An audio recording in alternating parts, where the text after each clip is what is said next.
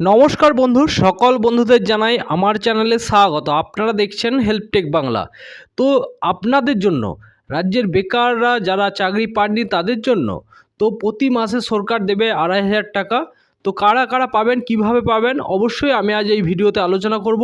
ভিডিওটি আপনারা শেষ অবধি দেখতে থাকুন। আর যারা আমার চ্যানেলে নতুন তাদেরকে বলবো চ্যানেলটিকে সাবস্ক্রাইব করে সঙ্গে থাকবেন। আর যারা সাবস্ক্রাইব করেছেন তাদেরকে অসংখ্য অসংখ্য ধন্যবাদ। তো ৫০০ বা ১০০০ টাকা না, রাজ্যের বেকাররা ২৫০০ টাকা করে প্রতি মাসে পাবে এই প্রকল্পে আবেদন করলেই। তো প্রকল্পটি কি?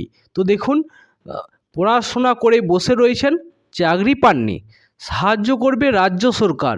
৫০০ বা ১০০০ টাকা না, কিন্তু প্রতি মাসে ২৫০০ টাকা করে দেবে সরকার। সঙ্গে ট্রেনিংয়ের মস্ত বড় সুবিধাও আছে। তো ট্রেনিং করে আপনাকে জবও কিন্তু আপনি পেতে পারেন। কোন প্রকল্পে আবেদন করতে হবে দেখুন, যুবশ্রী প্রকল্প। যুবশ্রী প্রকল্পের সুবিধা কি কি আছে? উপরোক্ত যোগ্যতায় মানদণ্ড পূরণ সাপেক্ষে একজন ব্যক্তি প্রতি মাসে ২৫০০ টাকার বেকারত্ব সহায়তা পেতে পারেন।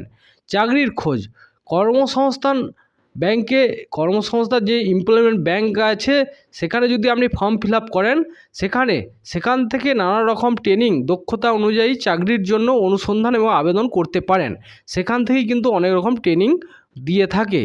তো প্রশিক্ষণ কর্মসূচি প্রাপক পরবর্তী রাজ্য সরকার বেসরকারি প্রতিষ্ঠানে যে কোনো দক্ষতা উন্নয়ন কর্মসূচির অধীনে ট্রেনিং নিতে পারেন।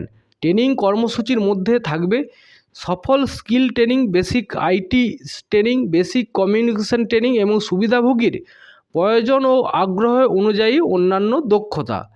প্লেসমেন্ট সাপোর্ট, প্রার্থীকে সরকারি বা বেসরকারি প্রতিষ্ঠানে নিয়োগে সহায়তা করবে সরকার। যুবশ্রী যোজনার টাকা কারা কারা পাবেন? যুবশ্রী প্রকল্পের সুবিধা পেতে যে সাধারণ যোগ্যগুলো প্রয়োজন, তো দেখুন, একজন প্রার্থীকে অবশ্যই পশ্চিমবঙ্গের রাজ্যের স্থায়ী বাসিন্দা হতে হবে। স্বীকৃত প্রতিষ্ঠান থেকে অষ্টম শ্রেণী পাস সকল পড়ুয়ারা যোগ্য। অষ্টম শ্রেণী হলেই আপনি কিন্তু আবেদন করতে পারবেন। আবেদনকারী আগে থেকে সেলফ এমপ্লয়মেন্ট প্রকল্পের সঙ্গে সম্পর্কিত বা রাজ্য কেন্দ্রীয় সরকারের অধীনে কোনো আর্থিক সহায়তা বা ঋণ নিলে এই স্কিমের সুবিধা পাবেন না। একটি পরিবারের শুধুমাত্র একজন সদস্য এই প্রকল্পের অধীনে সহায়তা পাওয়ার যোগ্য।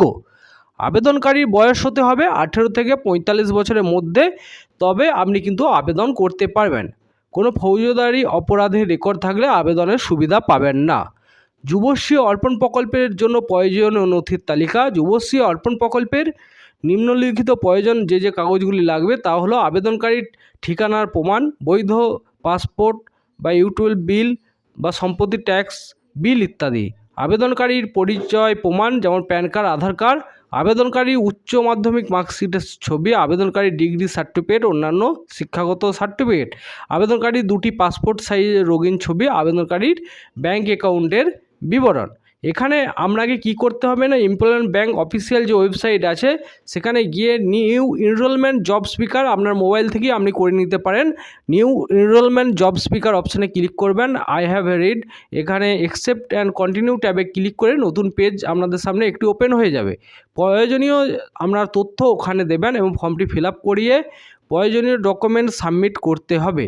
তো এই ফর্ম ফিল আপ করার পর একটি অ্যাকনলেজমেন্ট পাওয়া যাবে, সেটি নিয়ে আপনাকে সেই ডকুমেন্টস দিয়ে আপনার যে নিয়ারেস্ট এমপ্লয়মেন্ট ব্যাংক আছে সেখানে এসে আপনাকে জমা দিয়ে যেতে হবে। তারপরে আপনার নাম আপনি সিলেক্ট যখন হবেন, তো সিলেক্ট হওয়ার পর আপনার যে এমপ্লয়মেন্ট ব্যাংকের সাইটটি আছে আপনাকে ওখানে দেখতে হবে। তারপরে আপনার কিছু ফর্ম আছে সেই ফিল আপ করে সেগুলি আনএমপ্লয়েড বলে আপনাকে প্রমাণ করার পর আপনি ২৫০০ টাকা করে প্রতি মাসে পেতে পারেন।